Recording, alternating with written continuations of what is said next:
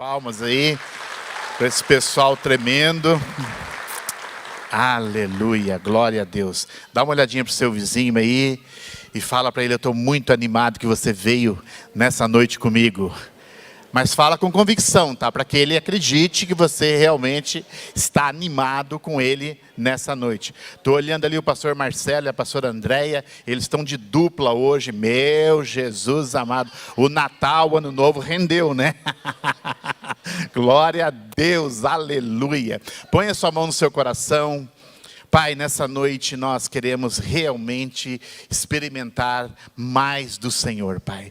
Nós temos tido, Senhor, uma manhã e uma noite de fato na sua presença, Pai. Nós temos experimentado, Senhor, coisas grandes do Senhor. E nós sabemos, Pai, que não é diferente nesse momento. Ao abrir a sua palavra, o Senhor fala conosco, o Senhor nos desafia para viver uma vida segundo a sua vontade, Pai. Declaramos isso em nome de Jesus, amém e amém. Aleluia. Nós estamos pregando uma série chamada Pré-Decida. Escolha melhor, viva melhor. Esta não é uma série que fala de comportamento, conquanto vamos dar alguns subsídios, alguns passos, mas essencialmente essa série fala de princípios da palavra de Deus, que se você usá-los para tomar uma decisão antecipada, por isso que o nome da série é Pré-Decida, você pode ter um estilo de vida, uma qualidade de vida melhor neste ano de 2024. É interessante que há 2 semanas atrás, nós falamos sobre que a qualidade de nossas decisões determina a qualidade da nossa vida. A sua vida, o resultado da sua vida, se você vai experimentar mais ou menos daquelas coisas que Deus tem para você, é resultado das suas decisões, das suas escolhas. Abra sua mão comigo e diga assim: há um poder na minha vida. E esse poder são as escolhas que Deus dá para que você faça. Há um texto em Deuteronômio que diz assim, que nós podemos escolher o caminho de bênção ou, infelizmente, o caminho de maldição. Mas Deus dispõe para cada um de nós uma vida abundante. Jesus disse: eu vim para que tenhais vida e a tenhais em abundância. Este é o desejo de Deus, esse é o coração de Deus para mim e para você, mas para que você tenha essa qualidade de vida, para que você possa experimentar essa novidade de vida, você precisa fazer decisões antecipadas, que não vão pegar você de surpresa quando as dificuldades, quando as pressões, quando as tribulações chegarem em nossas vidas. Eu digo o seguinte: elas vão vir. Não tem como a gente viver nesse mundo na expectativa que teremos uma vida sem nenhuma dificuldade. As dificuldades estão aí e você tendo essa esperança no Senhor, essa busca no Senhor ou não, todos nós passaremos por dias difíceis. Na semana passada, nós falamos sobre 3 chaves para vencer a tentação. E se você não ouviu essas mensagens, eu gostaria que você procurasse o nosso canal no YouTube, para que você pudesse ouvir, porque essa série, ela vai se complementando, uma palavra atrás da outra, construindo um entendimento das decisões que eu e você precisamos tomar, para que possamos ter essa vida melhor, essa vida abundante que Deus tem disponível para cada um de nós. Hoje, nós vamos falar sobre o poder da consistência. O poder da consistência. Agora, o que é consistente? Consistência. O que significa essa palavra consistência? Consistência é a característica de algo ou de alguém que apresenta coerência, firmeza e resistência. Consistência é ser consistente significa persistir até cumprir ou achar um determinado propósito. Ser consistente é ter firmeza, é permanecer focado e não desistir facilmente em virtude das dificuldades e frustrações. Então, consistência em nossas vidas tem a ver com firmeza, tem a ver com perseverança, tem a ver com permanecer, tem a ver em meio diante das dificuldades que a vida apresenta, eu vou pré-decidir, permitir que Deus crie na minha vida essa consistência para que eu possa ficar em pé no dia mau. Agora, é interessante que quando a gente fala sobre consistência, pelo menos para mim, a imagem que vem é a imagem de alguém fazendo um bolo ou fazendo um pão. Quem aqui gosta de fazer pão? Se o Marcos Gribler estivesse aqui hoje à noite, não sei se o Marcos está por aí, mas o Marcos Gribler é um ótimo padeiro. Ele faz pães maravilhosos. Se você está fazendo um pão ou está fazendo um bolo, e você encontra inconsistência na massa, o que você faz para tornar a massa mais consistente para o ponto para assar esse bolo ou esse pão? Quais são as suas decisões para tornar essa massa mais consistente? Quem pode me dizer? Isso, você vai acrescentar trigo. O trigo tem poder de tornar a massa de um pão mais consistente. Então, se você está vendo que a sua massa está um pouquinho aguada ou está um pouquinho mole, você vai acrescentando trigo até achar o que os especialistas chamam de o ponto. Eu não sou um cozinheiro, então eu não entendo muito dessa ciência. Eu sigo os passos da minha esposa. Quando ela faz um arroz maravilhoso, e eu sigo todo aquele espaço. Mas existe um mistério, que o meu arroz, que eu não chego perto do arroz dela. Geralmente o meu arroz eu permaneço firme na panela e eu não saio. Custe o que custar, eu não saio. Então, quando você está fazendo algo, um alimento, um pão, um bolo, alguma coisa, você sempre procura, então, aquele ponto. E hoje nós vamos dar para vocês 3 ingredientes, ou 3 chaves, ou 3 características, ou 3 princípios, para que você dê consistência à sua vida. Eu falei hoje de manhã que quando éramos jovens, né, quando uma moça, como a minha esposa, né, minha namorada na época, me viu, ela disse para a amiga dela, lá vai um pão. Aos olhos dela eu era um pão. Hoje, quem deu risada entendeu a brincadeira. Quem não deu risada não sabe do que eu estou dizendo. Aliás, eu era um pão assim, tipo baguete, tá? Era uma baguete assim, uma baguete daquela bem mirrada mesmo, aquela que ficou 3 dias na padaria e ninguém quis comprar. Graças a Deus que Deus levantou alguém com misericórdia. Mas olha só, a minha esposa teve um trabalho com esse pão e realmente esse pão, essa baguete aqui se tornou realmente um pão, e um pão caseiro. Foi um trabalho. Então, vamos ver então 3 ingredientes para que nós possamos aumentar ou tornar a nossa vida no ponto, para que sejamos consistentes no dia a dia da nossa vida com Deus. Nós vamos pegar como exemplo a vida de Daniel. Vou contar um pouquinho da história de Daniel. Mais ou menos com 17 anos, ele foi deportado para a Babilônia. Daniel, a história diz que provavelmente ele era filho de nobres, então da nobreza de Israel. Então, provavelmente, ele frequentou as melhores escolas, ele teve o melhor cuidado, ele talvez nunca tenha passado necessidade, mas na época de vida de Daniel, então o povo de Israel foi deportado, boa parte para a Babilônia, e ele foi nessa leva. Lá na Babilônia, o rei percebeu que alguns daqueles jovens eram diferenciados. E o rei, então, começou a trabalhar com esses jovens para que eles pudessem ocupar posições de destaque naquela nação.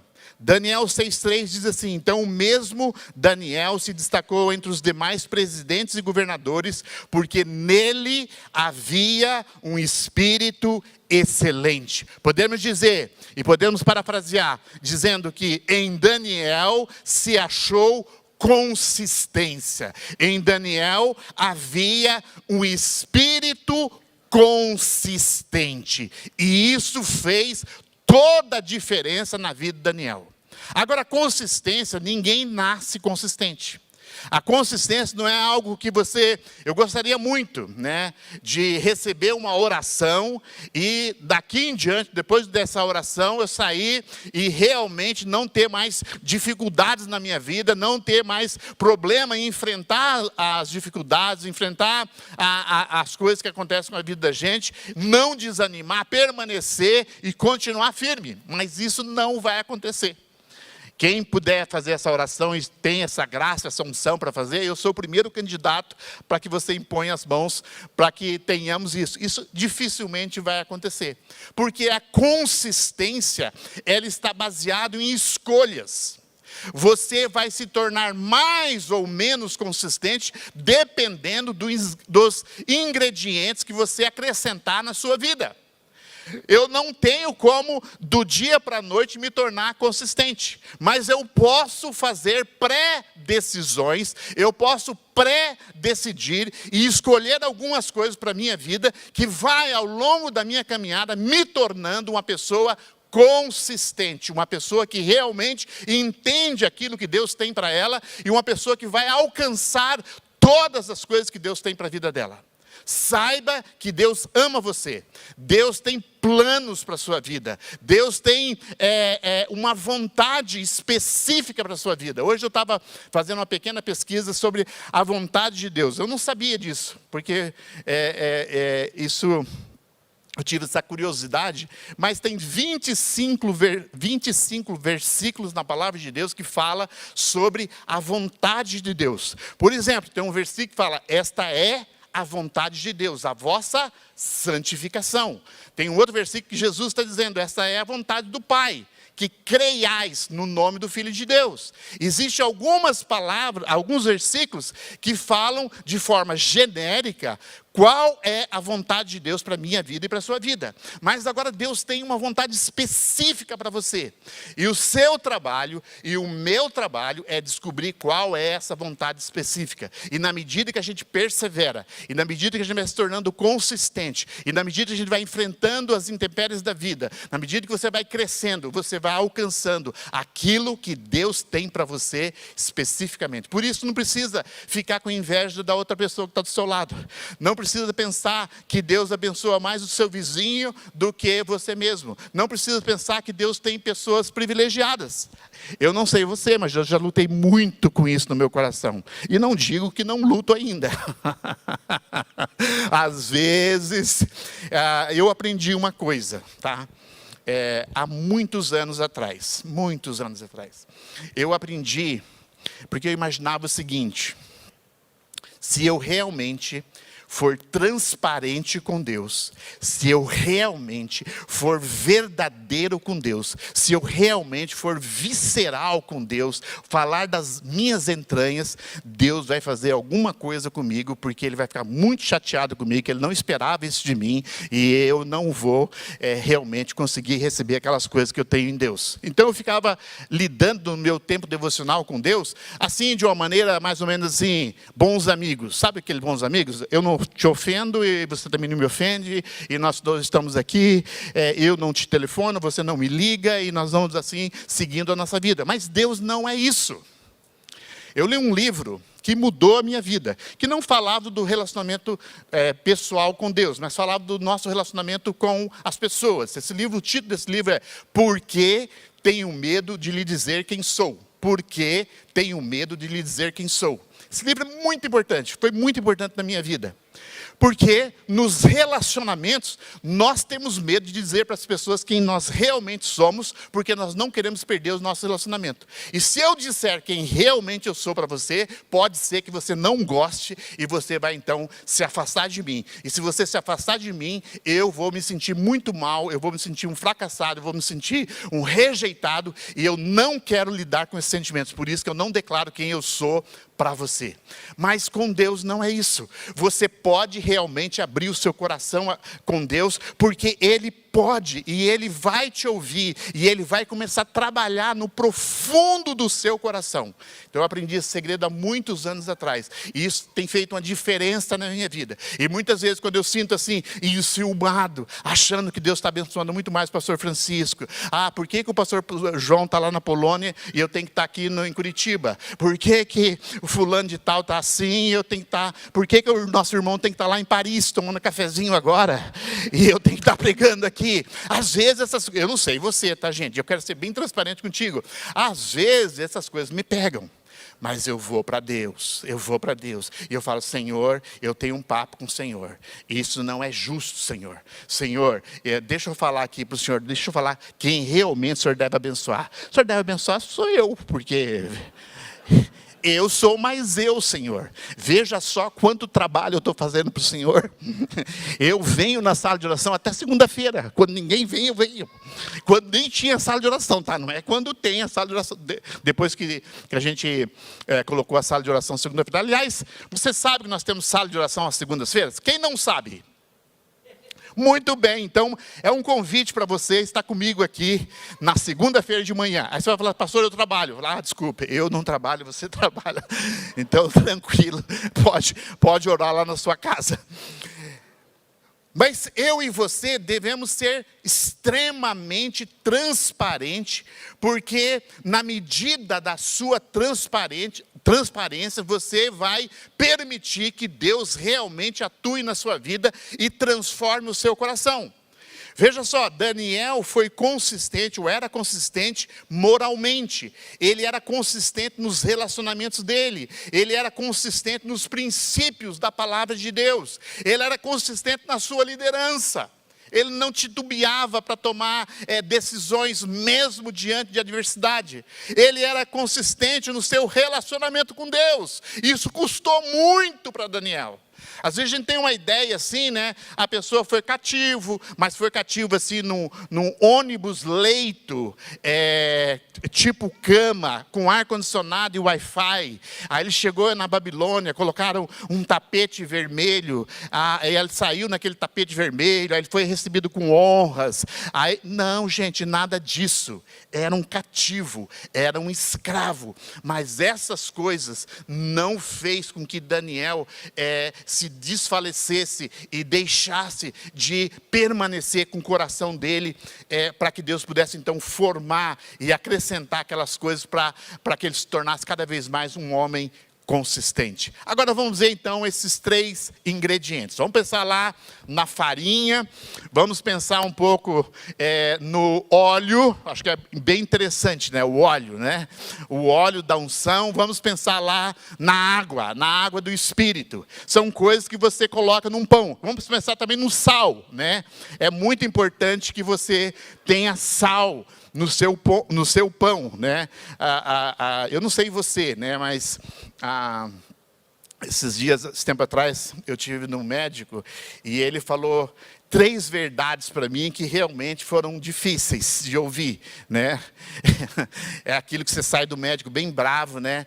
Fazendo aquelas orações bem poderosas para que Deus faça alguma coisa com aquele médico, pelo menos aí. Ele disse assim: olha, tem 3 coisas que você tem que tomar cuidado. E são 3 coisas que é um pó branco. Não é isso que vocês estão pensando, tá, gente? Por favor. E isso você tem que tomar muito cuidado mesmo. Eu não aconselho você. Mas ele disse: olha, sal, açúcar e farinha. E eu falei: Jesus amado, qual alimento na face da terra não tem esses 3 ingredientes? Só sobra brócolis.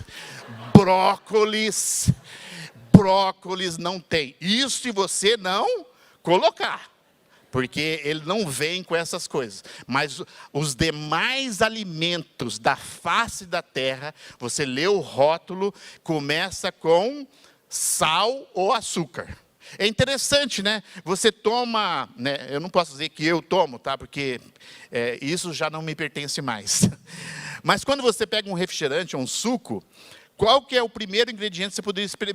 Um suco, por exemplo, né? Qual é o primeiro ingrediente que você podia esperar? Se está dizendo assim, suco de maçã, qual é o principal ingrediente, que deveria ser o principal ingrediente de um suco de maçã? Maçã. Mas sabe qual que é o principal ingrediente de alguns sucos de maçã? Açúcar.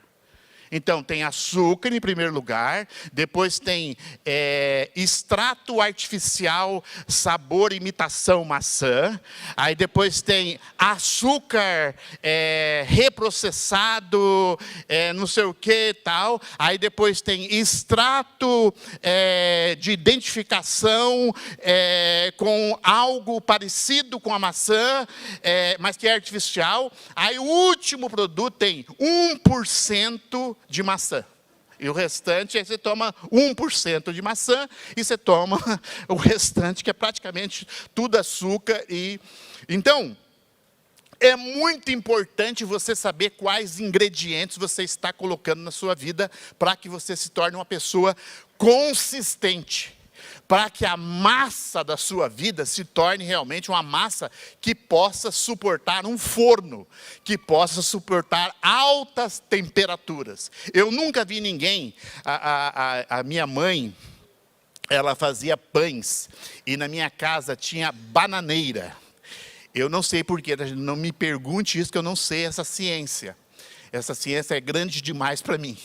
Mas depois que ela fazia aqueles pães, ela colocava numa forma, e ela colocava um pano branco, branco como a neve sobre aqueles pães. Ninguém podia mexer naqueles pães. Às vezes ela colocava aqueles pães num armário escuro. Não entendia a filosofia de colocar pães no armário escuro. Mas ela deixava aquilo tampado por algum momento. E ela colocava uma bolinha dentro de um copo d'água. E eu, como criança, olhava para aquele copo de água com uma bolinha dentro, uma bolinha de massa dentro. E acontecia uma mágica. Passava um tempo, aquela bolinha fazia plup, e subia. Quando a bolinha subia, eu sabia que a minha mãe ia entrar no Santos dos Santos, retirar os pães, e ela ia colocar. Agora tinha todo um preparo, Ela cortava uma folha de bananeira, ela limpava aquela folha de bananeira, tirava aquela parte do meio da folha, e ela enrolava os pães na folha de bananeira. Quando aquele pão saía, nós tínhamos uma filosofia na nossa casa, tá, que a gente não podia comer pão quente. Também não sei qual o motivo, mas alguma coisa muito ruim aconteceu, ou acontecia com as pessoas que comiam pão quente. Eu ficava olhando aquele pão, pegava ali uma manteiga, não margarina, gente, uma manteiga de um laticínio próximo da nossa casa, colocava aquela manteiga derretia, ela ficava olhando para nós. Não come esse pão. E eu falava, esse pão deve ter algum veneno, alguma coisa. Mas tinha uma mágica. Passava um determinado tempo, ela falava, come esse pão. Quando eu comia aquele pão, algo maravilhoso acontecia comigo. Uma coisa maravilhosa. Por quê? Teve os passos, bolinha mágica, armário escuro, pano extremamente branco sobre aquela. Nunca um pano de cor, sempre um pano branco. E depois, a último estágio, vamos lá numa folha de bananeira. Mais ainda, esqueci de um detalhe: forno a lenha. Jamais forno a gás, forno a lenha. Veja só, até hoje eu não entendo esse mistério do pão, e não entendo todo esse processo que a minha mãe fazia com o pão. Eu só sei uma coisa: eu participei desse banquete, e esse pão era maravilhoso. Então, a minha mãe, ela procurava os melhores ingredientes. E ela olhava para aquele pão e ela podia colocar a quantidade de farinha, de água, de sal, de óleo suficiente para aquele pão se tornar o pão dos nossos sonhos. Quando Deus olha para mim e para você, Ele quer gerar na sua vida essa consistência. Ele quer gerar na sua vida essa perseverança. Ele quer gerar na sua vida essa firmeza, para que você se torne cada vez mais uma pessoa que desfruta de tudo aquilo que Deus tem para a sua vida. Ele quer tornar você um homem de espírito excelente, uma mulher de espírito excelente. Agora, para isso, Ele vai precisar colocar na sua vida, colocar no seu caminhar esses ingredientes. Primeiro ingrediente, comece com um propósito. É interessante que o rei bateu os olhos naqueles rapazes, vindo de nação estrangeira, e o rei entendeu que precisava fazer um processo de aculturamento desses jovens na cultura babilônica.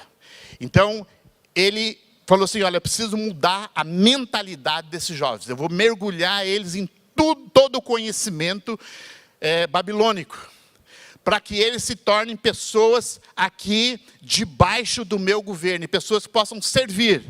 Versículo 8 de 1 Daniel diz assim, Daniel, decidiu não se contaminar com a comida e o vinho que o rei lhe tinha dado. Eu fico imaginando aqui, com a minha mentalidade bem simples, o que Daniel estava querendo dizer, o que a Bíblia está querendo dizer para mim e para você, em relação a aumentar a nossa consistência, colocar um ingrediente na nossa consistência, em relação a Daniel, a esse texto que diz que ele não queria se contaminar. Eu pergunto para você, será que na mesa do rei, naquelas iguarias, bebidas, carnes, massas, será que tinha alguma coisa contaminada? Será que a manipulação desses alimentos era feitos de maneira assim, não cuidadosa, e esses alimentos poderiam estar contaminados? Ele poderia pegar uma bactéria, um vírus, alguma coisa assim. Será que é isso, gente? Será que é isso? Será que era uma questão de alimentos naturais? Será que era uma questão de comida e bebida? Não era. Daniel não queria se contaminar com o sistema babilônico. Há um sistema que está operando em nossas vidas. Há um sistema que está operando em nosso meio. Esse sistema se chama sistema maligno. Há um movimento maligno para trazer sobre a sua vida todo tipo de enfermidade, todo tipo de pensamento contrário à palavra de Deus. E você, às vezes, você fala assim, olha, eu estou com uma dificuldade com o meu relacionamento com Deus. E eu não tenho conseguido manter uma vida devocional. Eu não tenho conseguido, algumas vezes, manter um relacionamento conjugal saudável. Eu não tenho uma vida financeira estável. E o sistema desse mundo, ele começa a imprimir uma ideia de que isso não tem problema. De que você pode viver sem um relacionamento com Deus, de você pode viver no seu casamento de qualquer forma, de que você pode viver no seu relacionamento familiar de qualquer jeito, que não importa, que você pode entregar os seus filhos para o mundo. Esse sistema, essa cultura, esses ensinamentos, eles vêm dizendo para você que todas as coisas são relativas. Agora você tem que aceitar tudo, você tem que conviver com tudo. Era disso que esse texto está falando, é sobre isso que esse texto está falando. E quando você decide começar com um propósito, por que você precisa melhorar o seu relacionamento com Deus? Por que você precisa ter um casamento melhor? Por que você precisa ter um relacionamento familiar saudável? Por que você precisa ter uma vida financeira equilibrada? Você pode me dizer muitas respostas. Por causa do meu testemunho, porque eu sou crente. Mas é mais do que isso. Tudo começa com um motivo, tudo começa com um propósito. Ter um propósito é ter um motivo forte e significativo que impulsiona nossas ações e decisões, dando sentido e direção à nossa vida. Então, não é assim, olha, eu estou vivendo uma vida mais ou menos. Pense naquilo que Deus projetou você. Como que Deus projetou você? Para o que Deus projetou você? E na medida que você descobre um propósito, você passa a governar a sua vida, não pelas circunstâncias, não por as coisas que são mais fáceis, não por aquilo que é mais tranquilo. É óbvio. Na maioria das vezes, né, algumas pessoas gostam de ter vida devocional de manhã. Outras pessoas gostam de ter vida devocional noturna, né? Eu sou da manhã. Então, muitas vezes eu olhava as pessoas que tinham vida devocional noturna, e eu pegava aqueles versículos que falam que Deus nos abençoa pela manhã, que pela manhã eu me encontro com o Senhor. Eu falava, olha, o Senhor só se encontra com as pessoas que realmente querem de manhã. Os da noite, é assim, já pega um Deus mais cansado, assim, mais, né? Mas não é isso, gente, não é isso. Não importa. O que importa é o propósito. Qual é o propósito? Se eu não tiver um relacionamento com Deus, se eu não trabalhar no meu casamento, se eu não cuidar dos meus filhos, se eu não dar objetivo para os meus filhos, se eu não sanear a minha vida financeira, se eu não... essas coisas vão me pegar, e no dia da tribulação, no dia da dificuldade, vai faltar esse ingrediente na minha vida, e a falta desses ingredientes na minha vida vai fazer com que quando eu estiver no forno, o bolo vai... Como é que as pessoas falam, gente? Oi? Batumar ou betumar? Batumar. Gente, eu também não entendo, nem se existe essa palavra, tá? Depois nós vamos perguntar para os cozinheiros aí de plantão se existe essa palavra. Mas aí o bolo vai batumar. A sua vida, a minha vida vai batumar. Eu não sei, mas quando você come uma comida, né? Esses tempos atrás... não sei onde que eu estava, eu pedi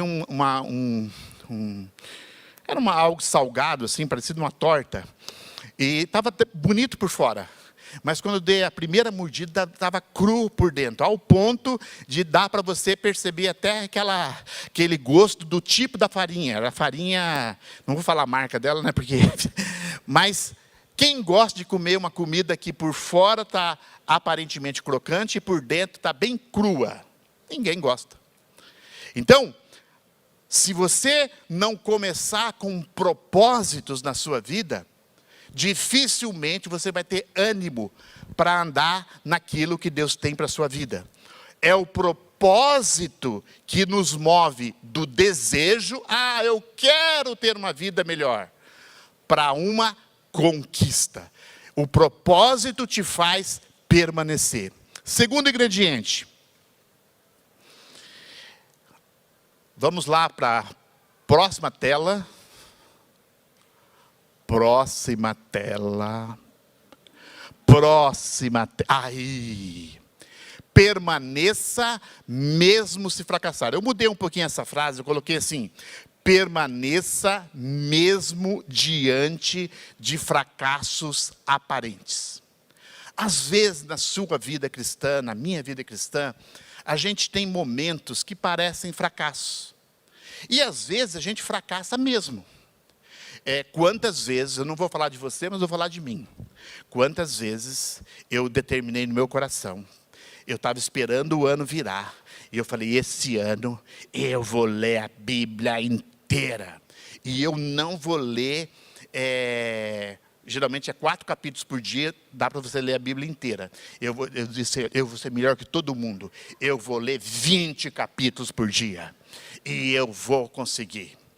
Aí vai o primeiro dia, 20 capítulos por dia. Segundo dia, acho que vou ler 18. Terceiro dia, acho que vou ler 15. Quarto dia, acho que vou ler um versículo. De preferência, aquele que eu decorei, que eu vou recitar todos os dias daqui para frente. Sentimento de fracasso. Há um versículo em Provérbios que fala que o justo cai 7 vezes, porém se levanta. Olha para o seu vizinho e diga assim: se você tiver um fracasso aparente, levanta. Diga assim para ele, vamos dizer um versículo bem bíblico agora. Sacode a poeira e pé para frente. Olha só o que Daniel 6:10 diz. Havia um grupo de pessoas enciumadas, com inveja de Daniel, e eles estavam procurando um motivo para destruir a vida de Daniel. Eu vou dizer uma coisa para você. Você se tornar uma pessoa consistente é uma batalha. Para você viver uma vida medíocre, gente, você vai ter, aliás, muitos amigos, porque a mediocridade chama pessoas medíocres. Agora, quando você dispõe a viver uma vida diferenciada, quando você se dispõe a viver por propósito, quando você se dispõe a dizer, olha, eu posso fazer parte dessa mesa, mas eu me proponho não me misturar, eu me proponho a me preservar, porque eu tenho um propósito maior, as pessoas vão começar a olhar para você de maneira diferente. A graça de Deus sobre a sua vida incomoda as pessoas que estão ao seu lado. O poder de Deus sobre a sua vida incomoda. Às vezes as pessoas começam a te perseguir, as pessoas começam a ir atrás de você, as pessoas começam a criar caso com você. E você pode falar assim, meu Deus, e agora? Na medida que você vai correspondendo a Deus, esse ingrediente de Deus vai vindo sobre a sua vida, e mesmo que você tenha um percalço, algo como que um fracasso aparente, você sabe que você pode permanecer fazendo as coisas que você está fazendo, porque você tem uma garantia em Deus que isso vai chegar num lugar seguro. Daniel 6:10 diz assim, quando Daniel soube desse decreto, mais adiante ele diz assim, ele foi para casa. Eu gosto muito de olhar esses textos e notar toda essa sequência. Olha que sequência maravilhosa. Foi para casa, para o seu quarto, no andar de cima, onde as janelas davam para Jerusalém. Ele fez vários passos. Eu imagino o seguinte, alguém me perseguindo, alguém falando mal de mim, eu sofrendo injustamente. Eu queria ir para casa, sim, certamente, vou para casa.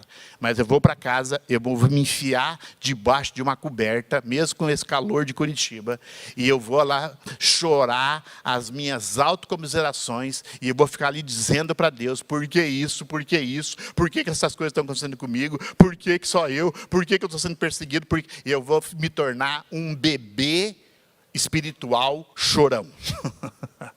Essa é minha tendência.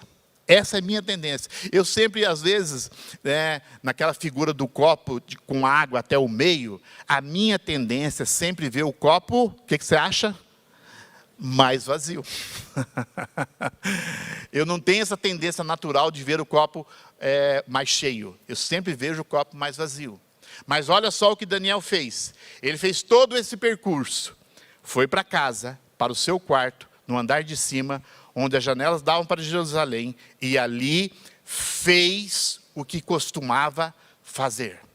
Se você está passando por dificuldades na sua vida, se você quer permitir que Deus acrescente ingredientes para tornar você resiliente, para tornar você consistente, faça aquilo que você está acostumado a fazer. Não perca a sua vida devocional. Não perca de vista o ajuste que você tem que fazer no seu casamento. Não perca de vista os ajustes que você tem que fazer na sua família. Não perca de vista os ajustes que você tem que fazer na sua vida financeira. Ou em todas as áreas da sua vida. Continue construindo, continue construindo, continue andando, continue caminhando, continue crendo, até ver Deus movendo na sua vida.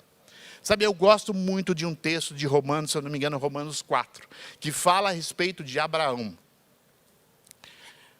Deus deu uma promessa para Abraão, e o tempo passou, e essa promessa não aconteceu. De repente, Abraão tentou achar um jeito de colaborar com Deus. Quantos sabem que quando você tenta colaborar com Deus para a construção da sua consistência,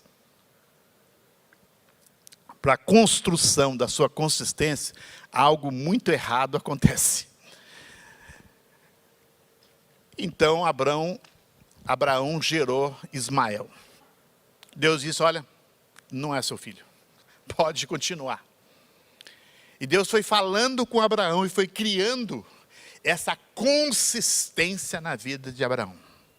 Chega em Romanos, no capítulo 4, tem um conjunto de versículos, vai falando por que Abraão se tornou o pai da fé, pai daqueles que creem. E esse versículo especificamente diz o seguinte, que Abraão considerou o seu estado. Então, Abraão não ignorou que ele era fraco, fisicamente falando, para gerar um filho. Então, ele não estava assim, naquela negação. Porque às vezes a gente entra num ufanismo, assim, não, vai dar certo, mas você não tem base nenhuma. Abraão não, ele considerou o seu estado físico, que não era possível ter um filho naquela idade, nem ele e nem a esposa dele. Aí vai dizendo o próximo versículo, o seguinte, que ele considerou essas coisas, mas ele creu contra a esperança. Ele creu contra a esperança. Esperança, o próprio nome diz, é algo que você espera. Então é como se ele não esperasse mais ter um filho. Mas a fé dele superou a esperança. Eu vejo aqui, às vezes, algumas mulheres grávidas. A esperança, nós falamos hoje com a Sandly, ela vai ganhar neném daqui uns 2 meses. A esperança é, daqui 2 meses, a gente vê esse bebezinho lindo. Abraão não tinha essa esperança. Creu contra a esperança. E o próximo versículo diz que ele foi, tem uma versão que diz assim, que ele foi caminhando,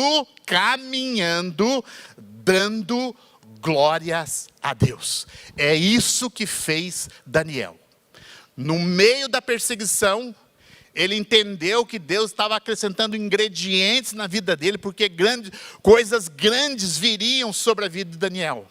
Revelações estupendas, fantásticas, coisas sobrenaturais. Deus levantou Daniel como um profeta para as nações.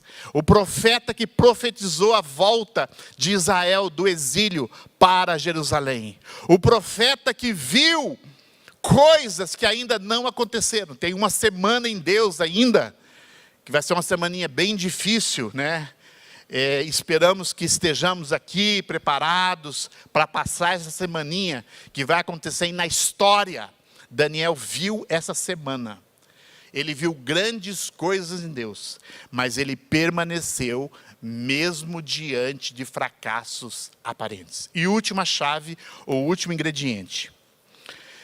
Apaixone-se pelo processo. Vou chamar que a banda já volte.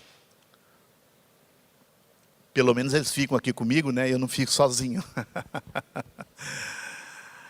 Apaixone-se pelo processo. Deus tem um processo na sua vida. E esse processo, ele é totalmente particular.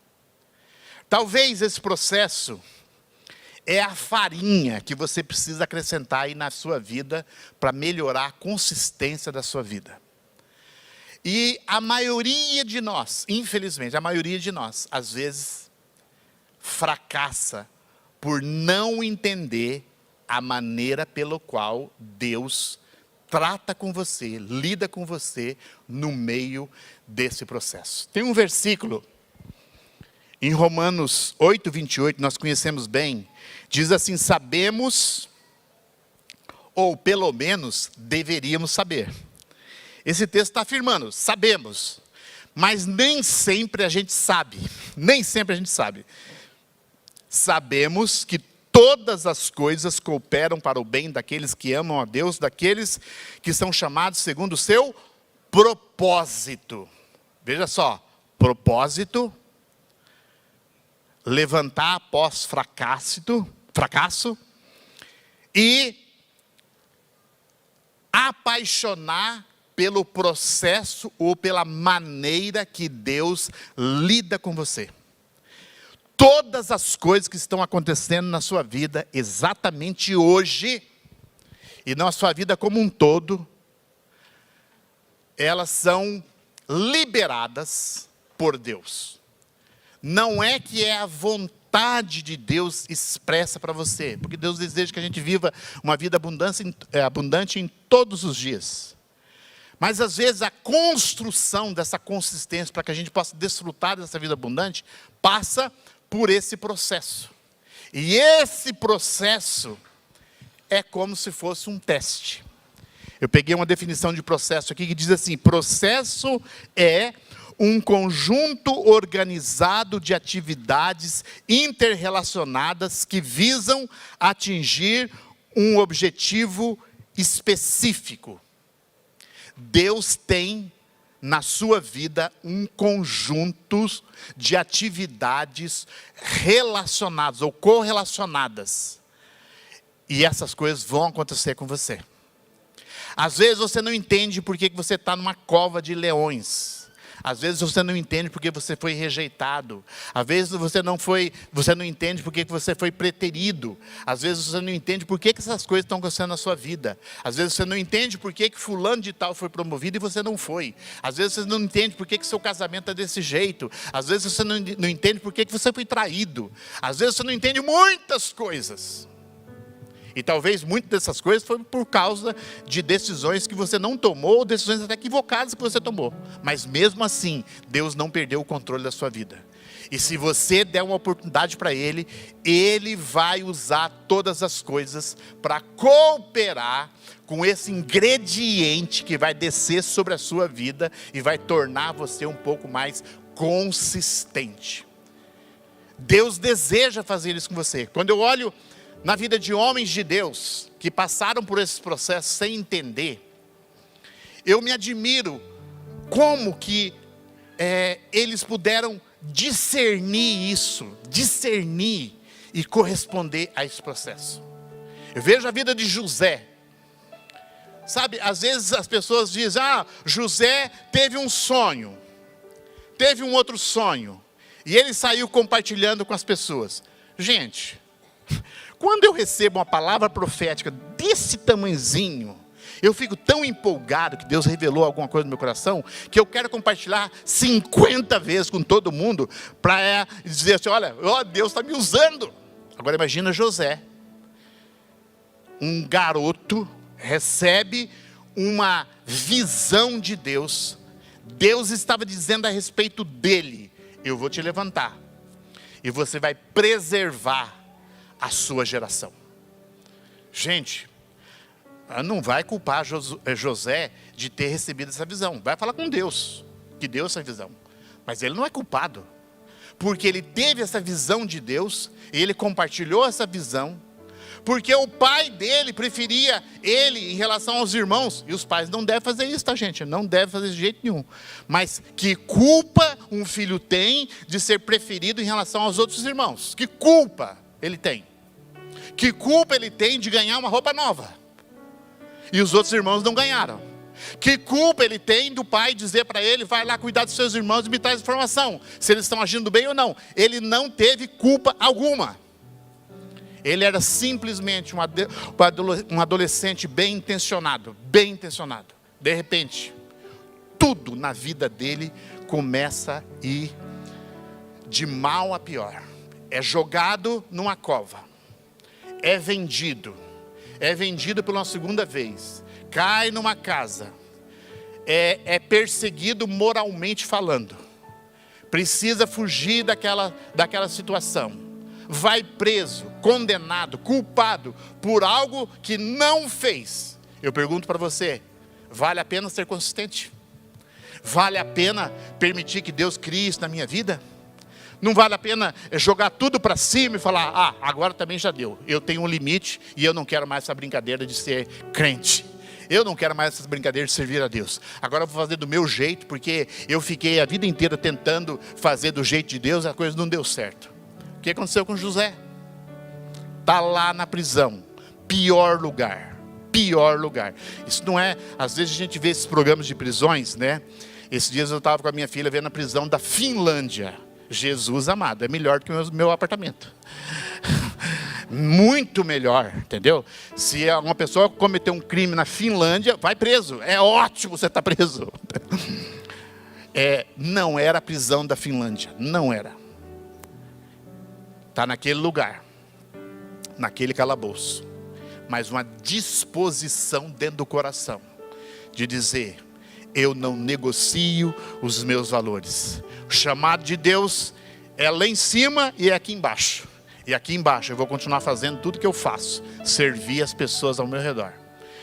Revelou sonhos. Chega lá o padeiro. Nós somos de pão hoje, né? Chega o padeiro. Chega lá o copeiro. Ele revela sonhos. Pede para o sujeito. Lembra de mim. Olha, dá uma chance aí, né? Fala que fui eu. O que aconteceu? Eles lembraram de José? Não. Até que o rei teve um sonho. E aí começa uma reviravolta na vida de José. Eu não sei em qual calabouço você está. Eu não sei em qual buraco você está. Eu não sei em qual prisão você está. Eu não sei quais coisas precisam ser mudadas na sua vida. Mas eu tenho um convite para você nessa noite. Eu tenho um convite para que você entenda que é um processo de Deus na sua vida. Mesmo que você pense que é uma confusão, é um processo ordenado de Deus. E se você, quanto mais cedo você compreender isso, mais cedo Deus te levanta. Porque isso é o que Deus requer de mim e de você.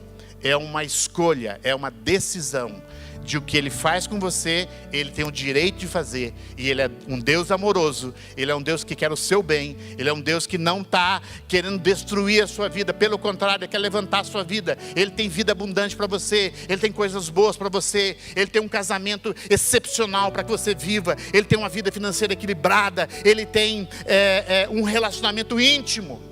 Nós estamos aqui no ano da presença, mas não é só uma chave, não é só uma frase, não é uma frase, não é um jargão. O pastor João citou aqui florescer e frutificar, que foi a nossa frase do ano passado. Não é uma frase, ele testemunhou de várias coisas que frutificamos, que florescemos, que frutificamos, que multiplicamos, que entramos, que conquistamos. Por quê? Porque Deus é esse Deus que faz coisas tremendas na sua vida, na medida que você compreenda o processo. É o processo que vai fazer a diferença na sua vida. Agora, eu sei, você pode falar assim, pastor, eu não quero ser masoquista. Não vou amar essas coisas, amar sofrimento. Não é isso. O apóstolo Paulo disse assim, olha, eu sei passar por qualquer situação. Eu sei estar abundante.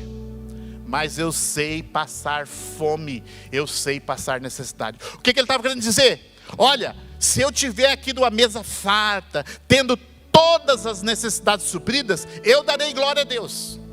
Mas se por acaso me apedrejarem, eu tiver que fugir num cesto, me darem como morto, se por acaso eu for rejeitado, eu for preso, se por acaso eu tiver que andar com bolas de ferro no meu pé, se por acaso tiver que ter soldados do meu lado, mesmo assim, eu entendo que é um processo que Deus está fazendo na minha vida, e eu vou continuar como Abraão, dando glórias a Deus. Eu vou chamar para que você fique em pé.